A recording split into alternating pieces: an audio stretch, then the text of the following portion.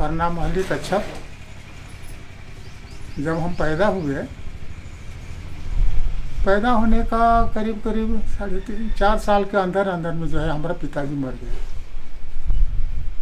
अब हम पिताजी नहीं रहने के बाद में तो क्या करेंगे।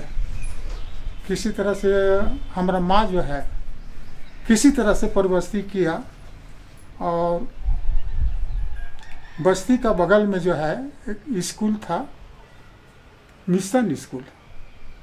तो मिशन स्कूल में हमको डाल दिया। वहाँ पर दूसरा क्लास हम पढ़े। दूसरा क्लास पढ़ने के बाद में हमारा शरीर में तकलीफ हुआ, कुछ यहाँ पर ऑपरेशन हुआ है, अभी भी इसका चिन्ह है यहाँ पर। तो हम स्कूल भी बंद कर दिए, स्कूल जाना भी बंद कर दिए दूसरा क्लास पढ़ने के बाद। तब जब एकदम ठीक हो गया उसके बाद में फिर तब तक तो हमारा जो है सो वो स्कूल समय भी साल भर लग गया, तो स्कूल का भी पार लग गया। दूसरा क्लास मुश्किल से पढ़ने के बाद में जो है हम घर पर ही अपना गाय गरू लेकर के जीविका अपना गाय गरू लेकर के चराते थे, उसी से हल भी जोतते थे और दादाजी का जो है सो मदद करते थे, और किसी तरह से हम आगे बढ़े। जो बचपन में जो है बचपन में हम लोग खेलते कूदते थे। अभी जो जिस थे आदमी से बात करते थे उनके साथ खूब खेलते थे हम लोग। तो खेलते कूदते हम लोग का बस्ती था, अभी जो HMDP कारखाना बना हुआ है वहाँ पर था, वहीं पर खेलते थे। और हम लोग का ज़मीन था, उसी ज़मीन को जोतते कोड़ते थे, उसी से जो उपज होता था उसी से हम लोग अपने जीविका चला लेते थे। हमारा दादाजी जो है बोला कि अब तुमको शादी कर देंगे। तो हमारा 18 वर्ष की उम्र में करीब हमको शादी कर दिया। एक पत्नी है, शादी कर दिया। शादी करने के बाद में ये 6 महीना भी करीब नहीं हुआ था कि नोटिस आ गया कि आप लोगों के यहाँ से ज़मीन को छोड़ देना पड़ेगा, कारखाना बनेगा।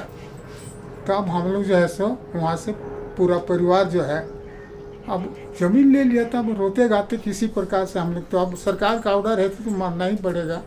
हम लोग चले आए, हम लोग को नोटिस दिया और बोला कि यहाँ पर कारखाना बनेगा, तो आप लोग को विस्थापित कर रहे हैं, उसी के लिए नोटिस दे रहे हैं।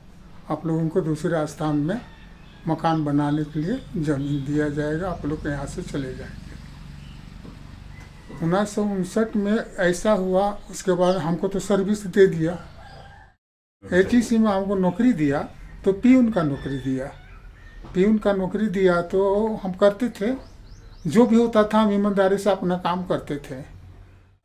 तो ये क्लास 4 का काम करते थे, तो उसमें जो हमको मिला उसी में से अपना कुछ फिक्स कर दिए, और कुछ फिक्स करके जो इंटरेस्ट मिलता था उसी से हम अपना जीविका चलाते थे। और अभी उस पैसा को हम का किए फिक्स करके रख दिए हैं, उसी से जो हमको मिलता है महीना में 2 महीना में अपना जो इंटरेस्ट मिलता है उसी इंटरेस्ट से अब जीविका चला रहे हैं, चल रहा है। और कर्जा हम लोग के देखो जब उठा दिया तो पेंशन भी नहीं दे रहा है। आपको और किसी से नहीं मिलेगा, यही 2 आदमी से मिलेगा, और वो है। अब हम लोग जिंदा है, बाकी सब तो मर गया। बहुत कुछ इसको याद रहेगा, इन लोग बहुत ज़्यादा याद रहता है, और हम लोग तो भूल जाते हैं। पहले तो हम लोग पुराना बस्ती में रहते थे, जहाँ अभी कारखाना बना है। वहाँ से हम लोगों को वहाँ रहते थे और किसी तरह से खेती बाड़ी अपना करते थे, उसी से जीविका हम लोग को चलता था। HEC जो है वो ज़मीन को ले लिया आप कारखाना बनाने के लिए, और हम लोगों को जो है सो नोटिस दिया ही, और हम लोगों को वहाँ से विस्थापित कर दिया। विस्थापित आप लोगों को कर देते हैं। और यही जितना जो ज़मीन देख रहे हैं, ये जगह उस समय जंगल था, हम लोग को ला करके इस जंगल में डाल दिया। अब जंगल में डाल दिया, उसके बाद में हम लोग झोपड़ी बना करके यहाँ पर रहने लगे। रहते कुछ दिन के बाद में ये जो है सो अपना देखिए पुराना मकान यही है, उस समय यही सब चीज़ झोपड़ी बनाए थे। शादी तो हो गया, शादी होने के बाद में यहाँ पर रहने लगे। अब उसके बाद में हमारा बाल बच्चा भी पैदा होने ही लगा, और उसमें 6 लड़की हमारा हुआ। 6 लड़की के बाद में 1 लड़का है, और अभी तो सर्विस करता है, सर्विस करता है किसी तरह से। सो भी HEC नहीं दिया सर्विस, अपना पढ़ लिख लिया, अपना कोशिश किया तो रेलवे में उसको काम हो गया। रेलवे में काम कर रहा है, अभी तो ड्यूटी में होगा वो। और जो भी होता है पैसा वही देता है हम लोग को खाने पीने के लिए, हम खाएंगे कहाँ? तो लड़के ही सही भरोसा है, वही देता है खाने पीने के लिए पैसा, उसी से हम लोग का जीविका चल रहा है। कम से कम यहाँ से भगा दिया हम लोग सरकार के, यार रिटायरमेंट कर दिया तो कम से कम पेंशन हम लोग के देना चाहिए, कुछ वक्त देना चाहिए हैं, तब ना जीविका चलेगा। और सेकंड तो रिटायरमेंट में भी ज़्यादा पैसा नहीं दिया, अगर उसमें ज़्यादा पैसा देता तो चल भाई कोई तरह से उसी में हम लोग पोसा लेते हैं। तनख्वाह नहीं था, बहुत कम था, पहले बहुत कम तनख्वाह था। और 83 रुपया 12 आना मिलता था, टोटल 83 रुपया 12 आना मिलता था महीना। अब उतना बच्चा सबको पढ़ाना लिखाना और 6-6 गो लड़की को शादी करना सहज चीज़ है आपका जमाना। उस सबको सब कोई के पढ़ा लिखा दिया कोई तरह से, हम किसी तरह से किसी को नहीं रखा। हम लोग जो है सो अपना हाथ काट करके बच्चों को पढ़ाया। और सोचिए कितना तनख्वाह था। तो अब रिटायरमेंट होने के बाद में तो कम से कम हम लोग को पेंशन देना चाहिए, मतलब पेंशन भी नहीं मिल रहा है। पेंशन उस समय लागू नहीं था, बाद में लागू किया पेंशन का। उस समय हम लोग के जब रिटायरमेंट किए थे उस समय नहीं था पेंशन, तो वही जो हम लोग को हमारा जो मिला था उसी को फिक्स कर दिए और मंथली इंटरेस्ट में किसी तरह से उसी में जीविका हमारा चलता था, चल रहा है अभी भी, उसी में चला रहे हैं। फिर ख़त्म हो जाता है, फिर उसको पोस्ट ऑफिस में सेट कर दिए हैं, जब उसका डेट ख़त्म हो जाता है तो फिर पलटी कर देते हैं, फिर वही इंटरेस्ट से चल रहा है। हम लोग की बूढ़ा बूढ़ी हो गया और हम लोग के कुछ नहीं मिल रहा है। आपका जमाना जानबे करते हैं, बेटा पुतो करेगा नहीं करेगा तब बुढ़ापा में क्या करेंगे। एक तो 2 पैसा रख लिया है तो उसी को निकाल के कोई तरह से गुजारा चल रहा है हैं। आगे जाके अगर बेटा पुतो नहीं चाहेगा तो कम से कम HEC को हम लोग के देना चाहिए कुछ। जब हम लोग के पूरा जायदाद ले लिया वो, तो उसको तो देना चाहिए। सेकंड पेमेंट भी नहीं दिया, बहुत कम मात्रा में दिया। घर मकान बनाने वास्ते तो नहीं पूरा।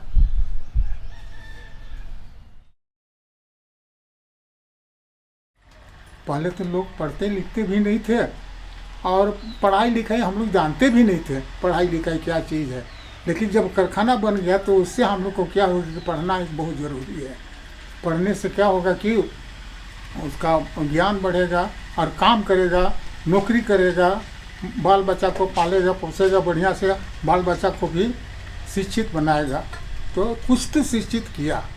बिना कागजात का किसी जगह बच्चा लोग को एडमिशन कराने के लिए भी जाते थे तो पहले बताओ तुम कहाँ से आए हो, क्या हो, तुम्हारा प्रूफ क्या है।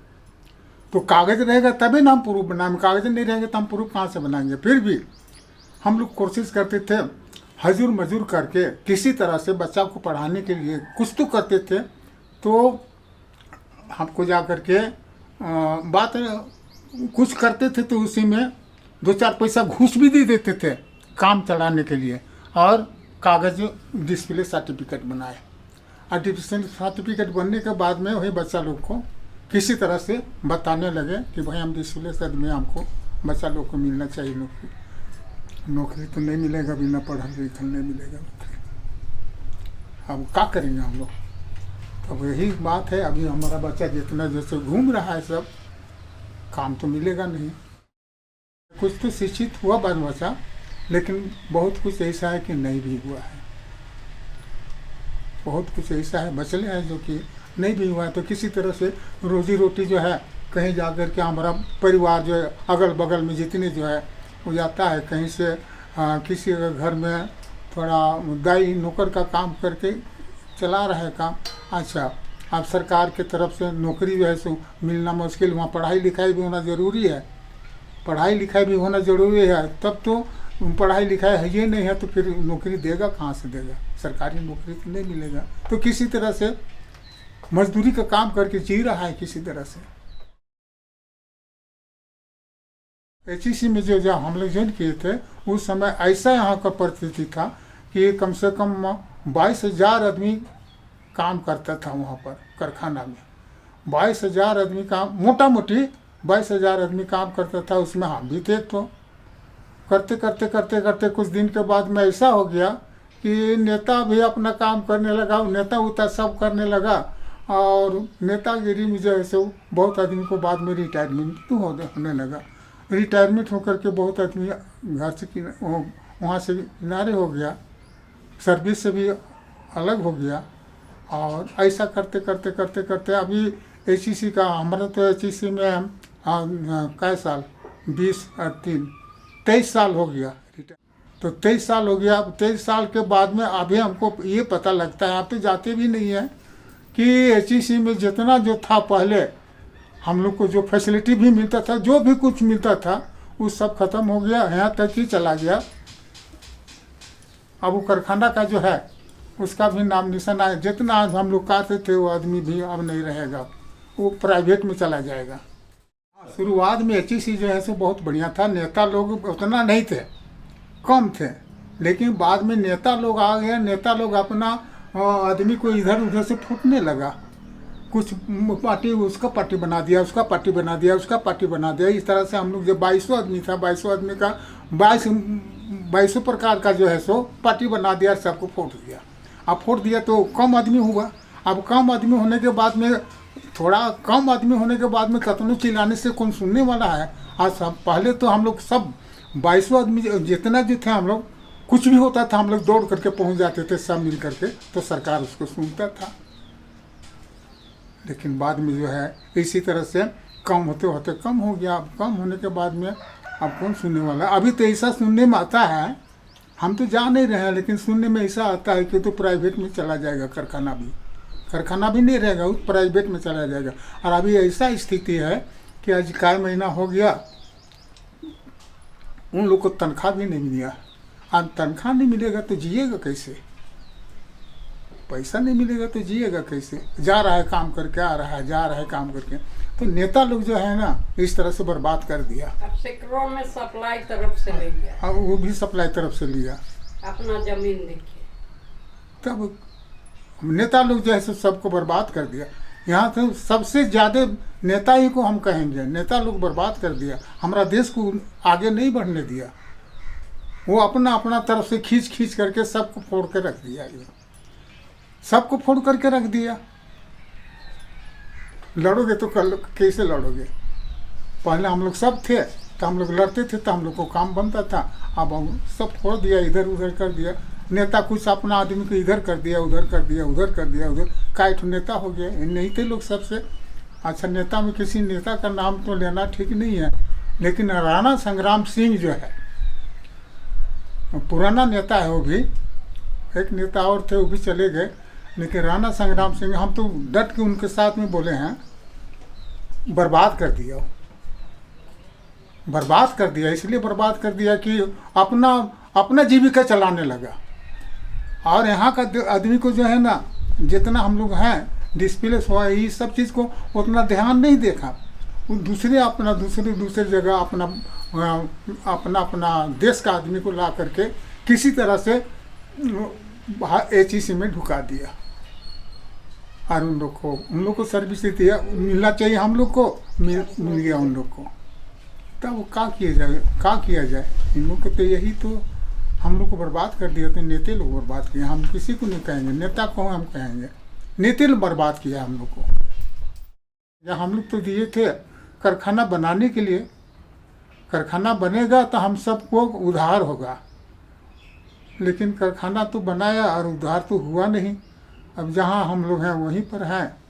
और कारखाना में जो है अभी ऐसा सुनते हैं कि दूसरा कोई जो ऐसे मकान उकान हम दिए थे कारखाना बनाने के लिए, और वहाँ पर बना दिया, बिल्डिंग भर गया।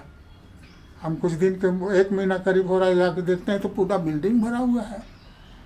कौन कैसे कैसे कैसे कैसे कैसे कर दिया था, आप कैसे कहें।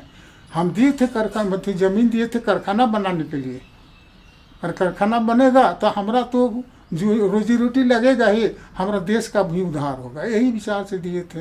जवाहरलाल नेहरू आए थे यहाँ पर, और हम लोगों को यही वही बताए थे, उसी में जो है तो उसी के चलते हम लोग को देना ही पड़ेगा और दे ही दिए। लेकिन अभी HEC का हालत जो है सो हम सुनते हैं कि अब प्राइवेट में चला जाएगा, और जितना सर्विस जो कर नौकरी जो करता था वो जो रेगुलर करता था उसको रेगुलर नहीं करके मास्टर रोल में उसको रखा जा रहा है। अब मास्टर रोल में लोग अपना काम करेगा, जिएगा, किसी तरह से जिएगा, किसी तरह से जिएगा वो भी। अच्छा, ऐसा कल परसों हमको ऐसा पता लगा कि आज काय महीना हो गया पेमेंट भी नहीं दे रहा है। ऐसा भी सुनने में आया कि पेमेंट भी नहीं दे रहा है, तो जिएगा कैसे आदमी, जिएगा कैसे। तो सब तरफ से हम लोग तो एक तो इधर से भी हम लोग गए, उधर से भी गए, कहीं का नहीं रहे हम लोग। कि क्या कर दिया ये सरकार, क्या कर दिया हम लोग को, क्या कर दिया। एक तरफ से तो हम लोग को डिस्प्लेस कर दिया और दूसरी तरफ से कारखाना को भी चौपट कर दिया। यही दुख की बात है। कभी कभी तो ऐसा याद होता है कि हमारा बच्चा अब नहीं पढ़ेगा, वहाँ पर नहीं आगे जाएगा, तो इधर उधर हम लोग कोशिश करते हैं। जैसे अभी हमारा अपना लड़का को बता रहे हैं, डिस्प्लेस के नाते हमारा लड़का को तो यहाँ HEC में सर्विस होना चाहिए, लेकिन नहीं, किसी तरह से कोशिश करके रेलवे में चला गया और जा कर के काम, अपना बात कर रहे हैं, जा कर के काम कर रहा है, किसी तरह से जीविका चल रहा है। लाल अंबिका नाथ सहदेव जो है सो हम लोग का नेता था, डिस्प्लेस का नेता था। अब जैसा कहा, जैसा किया, हम लोग उसका बात को मान लिया, उसके अनुसार से चले। बाद में विधायक बन गया, विधायक बनने का मर भी गया, अब जिंदा भी नहीं रहा। उनका बाल बच्चा है, लेकिन उन लोग भी वो बाद में डिस्प्लेस होने के कारखाना हम लोग को रिटायर होने के बाद में इन लोग भी सब मर गया। तो यही एक दो आदमी हम लोग बचे हुए हैं, एक तो हम बचे हैं, एक तो अभी जिसके साथ बोल रहे थे वो है हमारा चाचा लगता है, और लाल साहब में एक दो परिवार है, उसमें एक दो परिवार है। वो भी लाल अंबिका नाथ सहदेव का भाई है, उसको भी मालूम है, और एक तो भाई है उसको भी मालूम है, बाकी किसी को मालूम नहीं है। यहाँ तो सब तो मर गया, तो बताएगा कौन। अब हम लोग भी बूढ़ा हो गए, अब हम लोग को भी उतना सुमरण शक्ति नहीं रहा। अब सरकार देखता तो क्या देखेगा वो।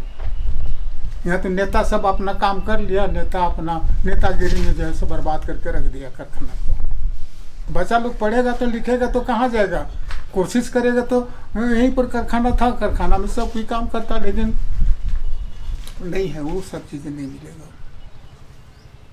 हम लोग का यहाँ जो है 7 एकड़ 5 डिसमिल जमीन था, घर और खेती बाड़ी कर समेत।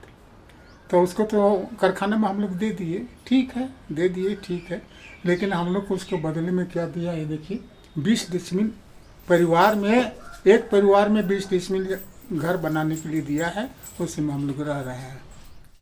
वहाँ से जो कारखाना बना है वहाँ से हम लोग को यहाँ पर बिठा दिया, लेकिन यहाँ का ज़मीन जो हम लोग को दिया उसका अभी तक कागज़ कुछ बना नहीं है। वो बोला कि आप लोग डिस्प्लेस हैं, तो डिस्प्लेस का भी तो कुछ कागज़ होना चाहिए। नहीं, ज़मीन ऐसे रह रहे हैं सरकार का ज़मीन में, वो तो ठीक नहीं, कुछ कागज़ हम लोग को मिलना बहुत ज़रूरी है। कुछ आदमी को मिला है, कुछ आदमी को नहीं मिला, हमको नहीं मिला अभी तक। 1959 में जो है ऐसा हम लोग डिस्प्लेस हुए हैं। अब तब से जो है अभी तक यहाँ पर हम लोग बसे हैं, इस यहाँ का हम लोग को ज़मीन का कागज़ अभी तक नहीं बना है। 1959 से लेकर के अभी तक कागजात नहीं बना है इसका। अब इसी में हम लोग जी रहे हैं। अब ना मालूम आगे सरकार क्या करेगा। अच्छा, ऐसा सुनने में आता है कि कुछ दिन के बाद में ये ज़मीन को भी ले लेगा। डिस्प्लेस तो पहला हो गया हम लोग, दूसरा डिस्प्लेस फिर कहाँ ले जाके कहाँ फेंक देगा हम लोग को क्या पता है, कहाँ ले जाके क्या करेगा। तब तक हम जिएंगे कि मरेंगे, हमारा तो कोई ऐसा बात नहीं। और आपको किसी से मिलेगा भी नहीं, सब तो हम सब पाछे पैदा हुआ है, डिस्प्लेस होने के बाद में पैदा हुए, क्या बताएगा वो। तो ऐसा तो है नियम इसका जो है ना, हम लोग को सब तरफ से कहीं का नहीं रहने दिया। कुछ दिन के बाद में तो ऐसा सुनने में आता है कि ज़मीन को भी सरकार ले लेगा। अभी तक कागज़ नहीं बना है, इसका मतलब क्या है। अनुमान तो अपने में लगता है कि कागज़ नहीं बना है, इसका मतलब जब चाहेगा हटाओ, जब चाहेगा कहेगा चलो हटो यहाँ से, हमारा कुछ प्रूफ नहीं, हम कैसे प्रूफ कैसे लड़ेंगे, क्या करेंगे? कागज नहीं बनेगा तो हमारा कोई तो प्रूफ नहीं है, हम लड़ भी नहीं सकते हैं, और लड़ेंगे तो होगा ही काम नहीं। तो यही सब चीज़ हम लोग का दिक्कत तो है यही। कागज अगर ठीक है, तुम डिस्प्ले बना दिए तो डिस्प्ले का तो निगरानी करना बहुत ज़रूरी है, इसलिए कि उसका कोई माँ बाप नहीं है। ज़मीन था वो भी ले लिया, और हम लोग का तो कोई माँ बाप नहीं है, कोई हमको देखने वाला नहीं। बाकी तो कारखाना के नाम से लिया, ठीक है, देश का उन्नति करो, अच्छा बात है, लेकिन इसका मतलब ही नहीं कि तुम दूसरे आदमी को ला करके तुम दुनिया भर का आदमी को बसा दिया और हम लोग को कहीं का नहीं रहते दिए जा। एक आदमी डिस्प्लेस का एक आदमी भी वहाँ पर मकान बना कर रह रहा है, ऐसी बात नहीं है। मकान सरकार बना दिया, आकर सब कोई रह रहा है। स्मार्ट स्टील क्या कहते हैं जी, स्मार्ट सिटी, हाँ, वो यही सब चीज़ हाँ बना के रख दिया है। अब उस दिन जा करके हम देखे तो बाप रे बाप, इतना इतना मकान बना के भर दिया। ये कारखाना बनाना चाहिए, तो ये तो क्या कर रहा है भाई? हम लोग दिए हैं कारखाना बनाने के, लिखा हुआ है उसमें, विस्थापित के लिए नहीं। दूसरा देश का आदमी वहाँ पर आकर के रहेगा, दूसरा आदमी रहेगा, हमारा आदमी कोई नहीं रहेगा वहाँ पर। अभी जो वहाँ पर बना हुआ है, खैर का स्मार्ट कहते हैं स्मार्ट जी, सिटी, हाँ smart city, smart city, city, smart city बनाया। तो खैर अपना मर्जी से तो नहीं बनाया, इसको सरकार अनुमति दिया है तभी न बना रहा है। तो एचईसी का जमीन में उसको ये सब चीज़ नहीं बनाना चाहिए, उसको कारखाना बनाओ और आगे बढ़ाओ देश को। तो इस स्मार्ट सिटी बना करके वो पब्लिक को ला करके भर दिया। पब्लिक क्या करेगा? पब्लिक से तो अपना नहीं चलेगा ना, कारखाना तो चलना चाहिए। तो कारखाना को तो इन लोग बर्बाद कर दिया। अब काम मालूम आगे जा करके क्या करेगा।